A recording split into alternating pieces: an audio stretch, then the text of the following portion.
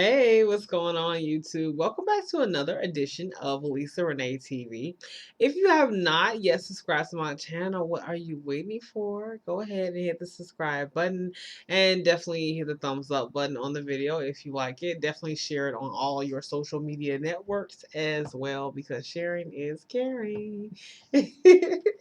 But yeah, guys, how y'all been doing? I hope y'all been doing good. Hope y'all having a great week. You had a great weekend or having a great weekend as well. My week was good, so yeah, I'm enjoying my weekend off and just chilling out. So I hope you guys tuned into the Empire finale. 2 hour, 2 hour jam packed full of drama. Yeah, because Empire is all about the drama. Man, and boy, did the finale like really knock you out with, just drama, drama, drama for you and your mama and whoever else is watching, okay?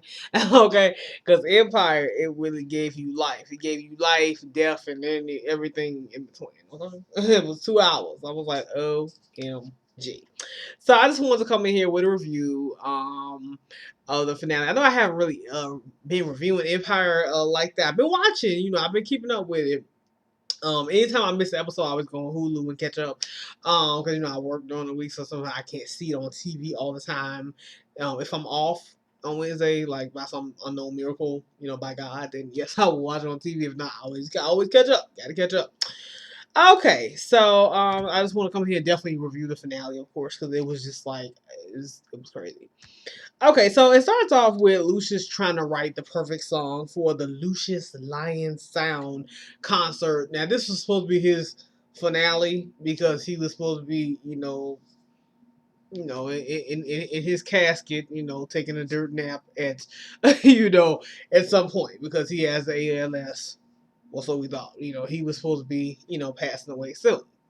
Okay, so he was thought that he was gonna die, and been going around for months just trying to prepare the family for his untimely, passing away, and that's really what the story has been centered around. From week after week, that's what every show has been centered around. They're trying to.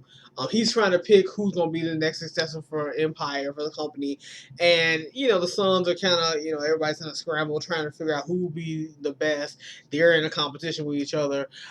He's kind of putting them in a competition with each other.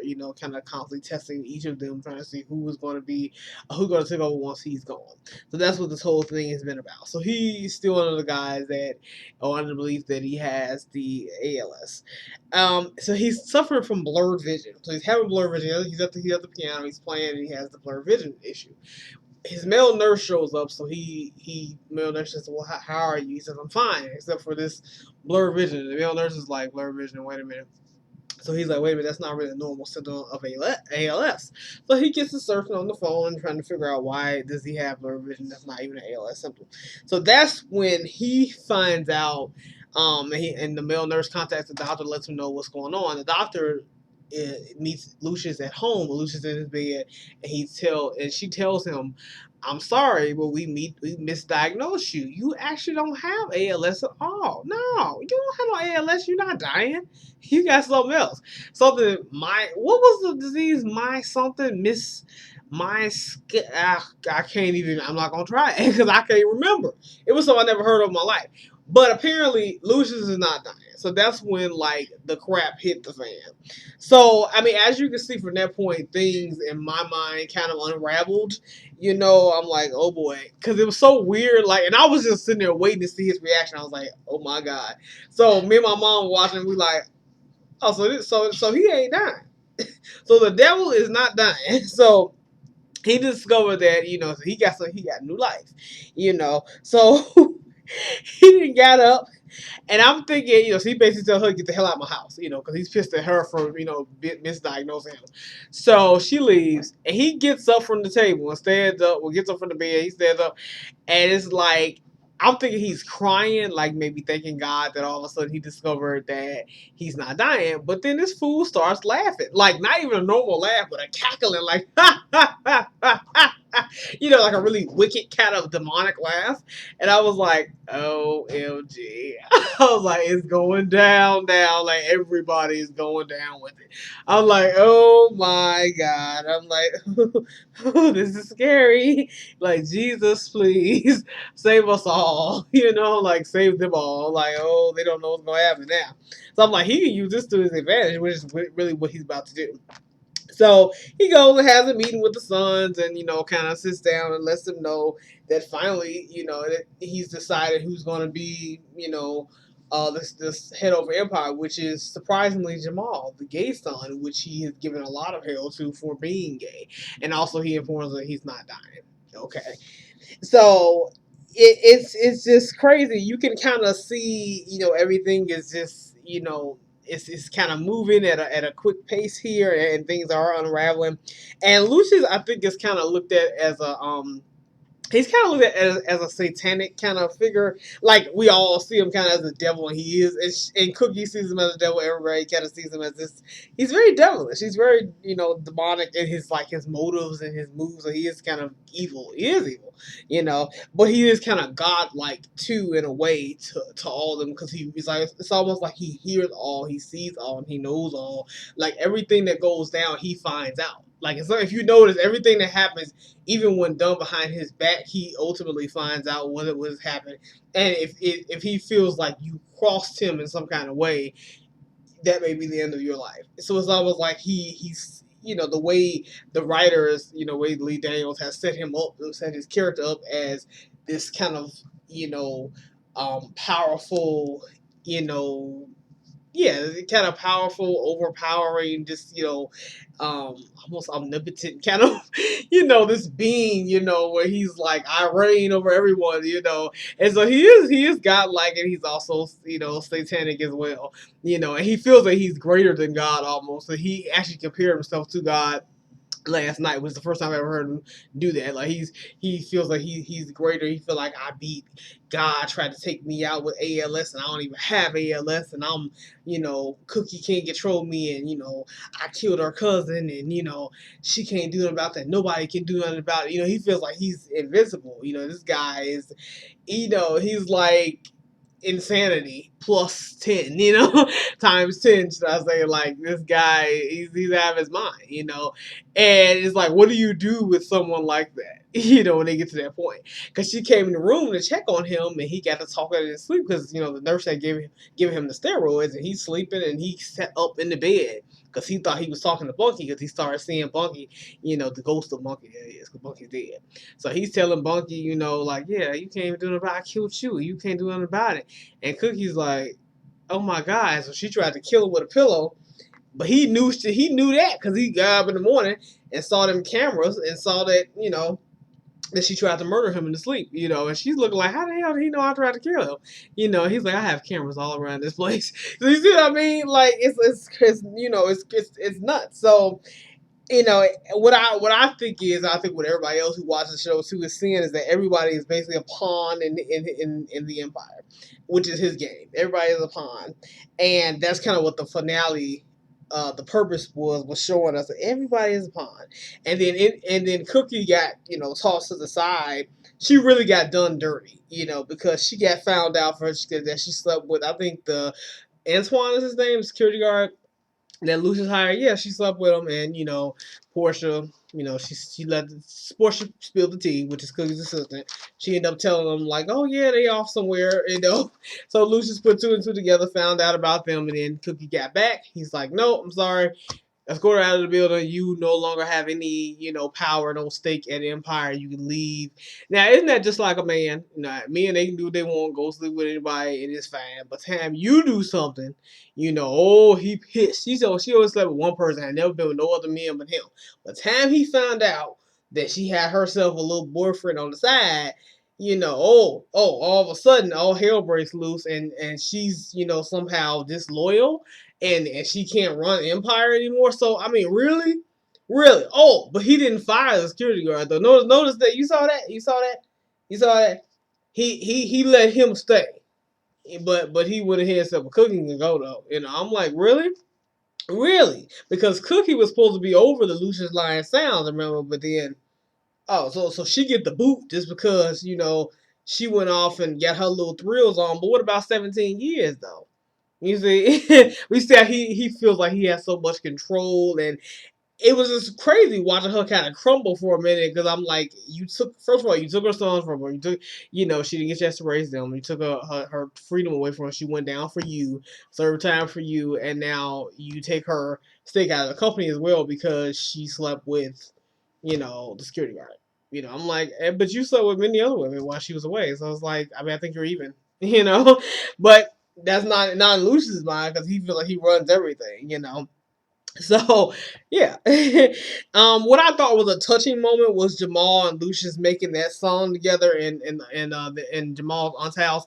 I thought that was really nice. It kind of that was kind of the beginning of like them sort of coming together, and for the first time we heard Lucius say I love you, like he was letting I do love you, because at first he said in the beginning of the season that he didn't want him, and he told Cookie that she's like, because she said, well, I want Jamal. He's like, I never wanted him. She said, I know you never wanted him. Because she always told Jamal, I got you, because she knew that her son was different, She already knew. Because her mother knows, right? So, yeah, so, it was that was really touching. I thought that was really beautiful. So basically, after the decision had been made that Jamal was going to head the company, the other brothers wasn't all that cool with that. Andre and Hakeem, so they get together and decide they want to do a hostile takeover. Now, of course, we know Andre, found the Lord. He had found the Lord through Jennifer Hudson's character. At the clinic that he was at when he had had his psychotic meltdown from last week. So he went to the mental clinic and found the Lord. She helped him to find the Lord. I was glad he needed to find something, because that man, he's another one who I would say he's another character who's he's a complex character. He's riddled with a lot of demons, and he's going through it. His problem is he feels like he is the black sheep of the family.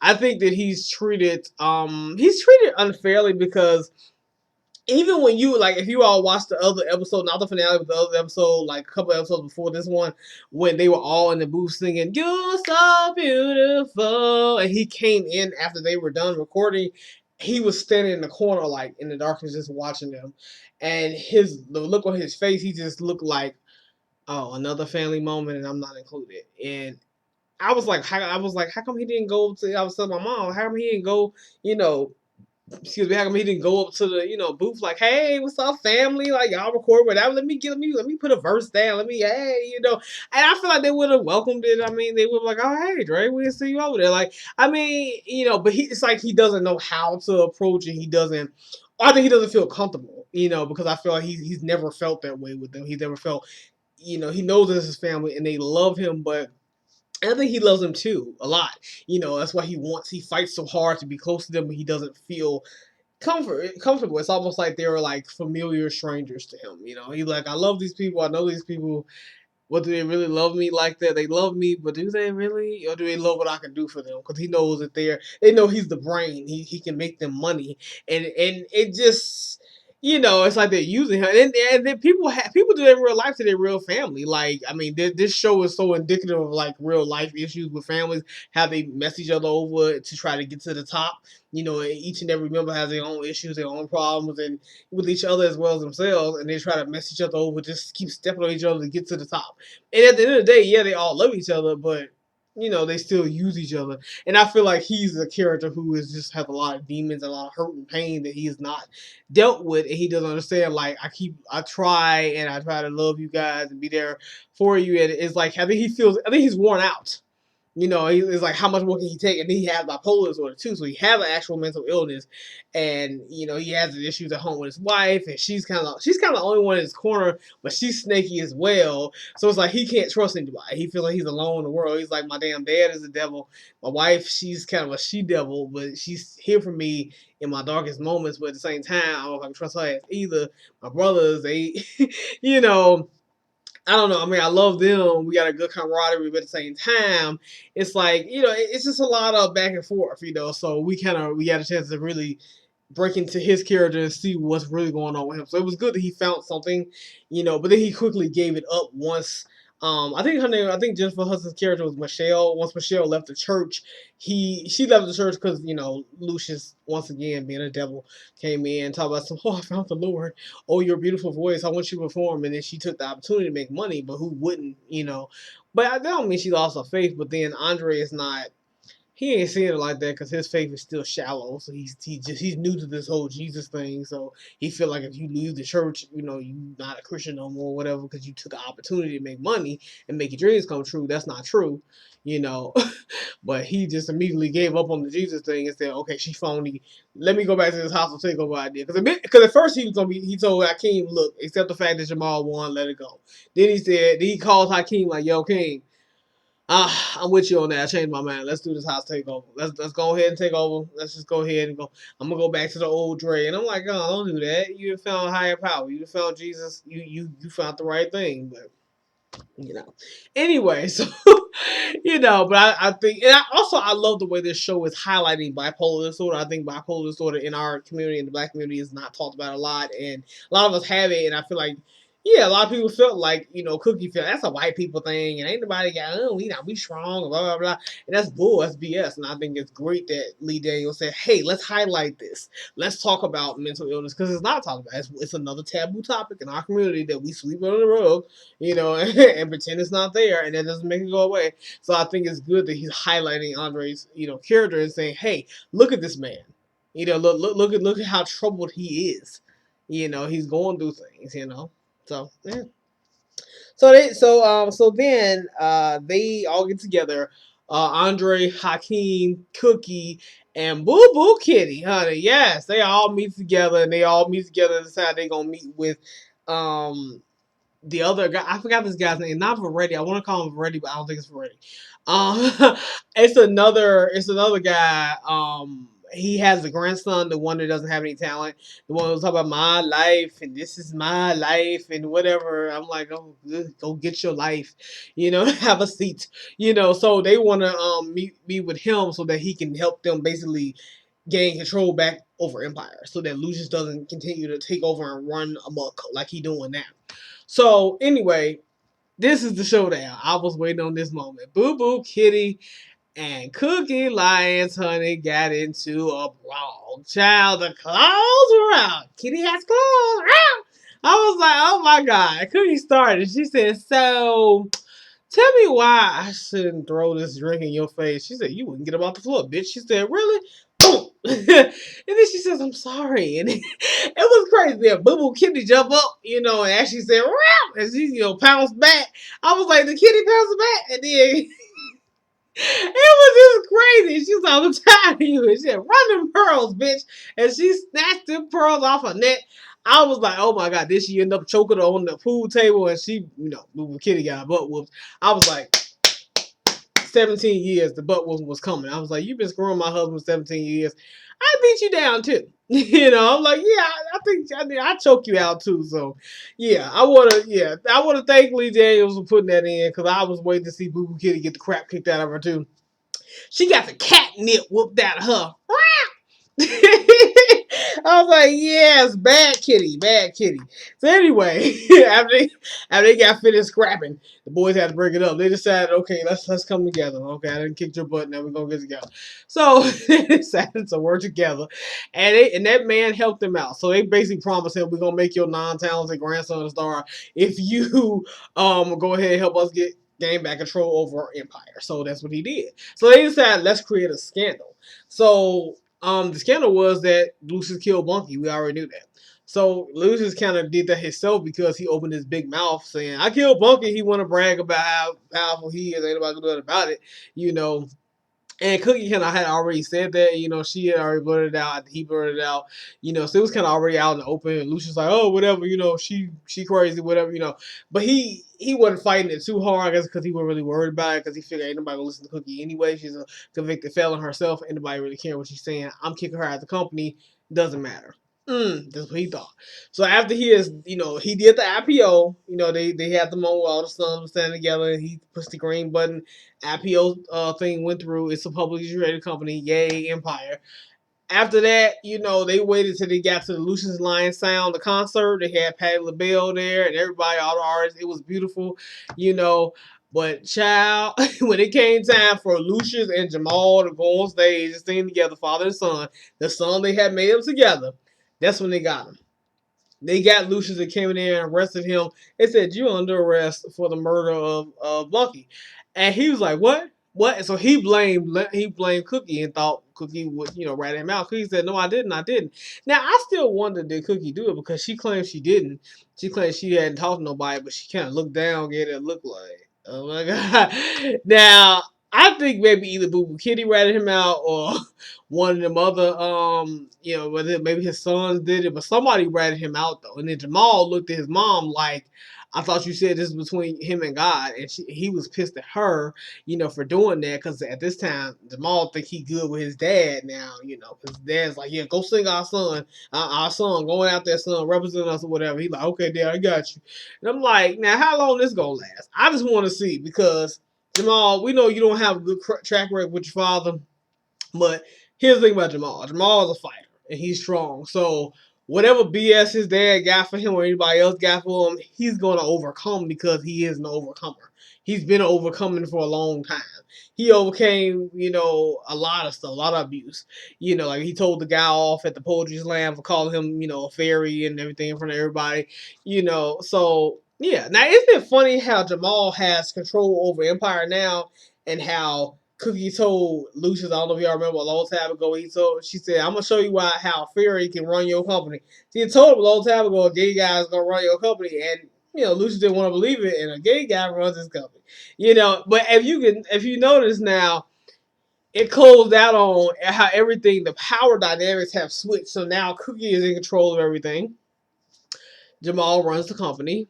The other two sons are satisfied because they like, yep, Dad is in jail. Lucius is in jail. Lucius is in jail. Boo Boo Kitty's happy.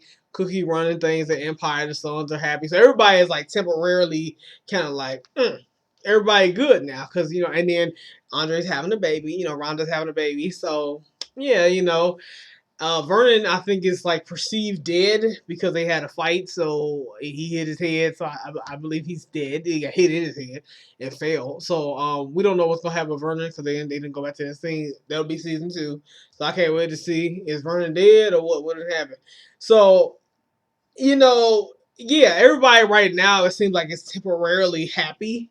So we don't know what's gonna happen. But Lucius is planning to come back on every one of them. He's like, "I'll just wait. Y'all just wait till I get out of jail." But it's crazy. Like, I mean, this whole show, I think, is just, to make sure I didn't miss anything. But I was just, thinking how it's crazy. The power struggles are extreme. The greed is unequivocal. How this whole family kind of, it can they basically feed off of it. They do. Everybody has their own struggle. They're all kind of struggling with their own demons. And Lucius is like the main devil that kind of, it's like they all can only go so far. So I think they figure once we get him out of the way as a pitcher, we can all kind of move freely and do what we want to do. Which is what happened. They said we got him in jail, so now we all are. It's like he's their problem. He's kind of. It's like they need him, but at the same time they don't. And it's crazy. Like they. They're like any other family. They just kind of, they love each other and they fight, they scrap, they go through their mess, to get to the top. And it's just really, definitely something else. So I definitely enjoyed the finale. I'm done with my review now. I just had to come in here and just kind of talk about my ideas of what I think of the show, where I think it's going, what I think of the characters so far, about the things that have been highlighted so far, and what is my perception, But you can kind of see what's my last point? Basically, I think Cookie and Lucius are both using their sons. That's kind of obvious. They both are playing a cat and mouse game, and kind of it's like a tug, well, more of a tug of war. They both are kind of pulling and pushing and pulling on the boys. Yeah, I think both of them are using the kids, but now it's her turn. So yeah, that's my last point. But anyway, but yeah, I'm finished with my review now. I just want to come in and just kind of speak on it, and yeah, I'll be looking for season 2. So yeah, if you have not caught up with it, I would say go to Hulu or on demand or wherever you catch up with it, and definitely watch. It's 2 episodes, so definitely watch both hours. But yeah, but anyways, like this video, share, subscribe, all that good stuff, and I'm definitely gonna see you guys later. I hope you enjoyed the review. Bye.